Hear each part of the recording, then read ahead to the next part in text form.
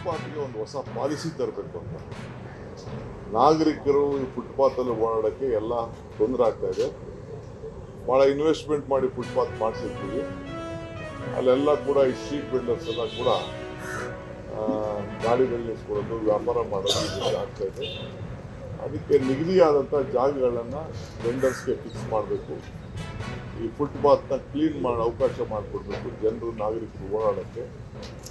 ಇವರು ಸ್ವಂತ ಯಾರೋ ಒಬ್ಬರು ವ್ಯಾಪಾರಕ್ಕೋಸ್ಕರ ಇಡೀ ಆ ಫುಟ್ಪಾತೆ ಓಡಾಡೋಕ್ಕಾಗದೆ ತಿರ್ಗಾ ರೋಡ್ಗೆ ಬರೋದು ಇವೆಲ್ಲ ಆಗ್ತಾ ಇದೆ. ಇದನ್ನು ನಿಲ್ಲಿಸಬೇಕು ಅಂತೇಳಿ ತೀರ್ಮಾನ ಮಾಡಿ ಆ ಫುಟ್ಪಾತ್ಗೆ ಒಂದು ಹೊಸ ಪಾಲಿಸಿ ಮಾಡಬೇಕು.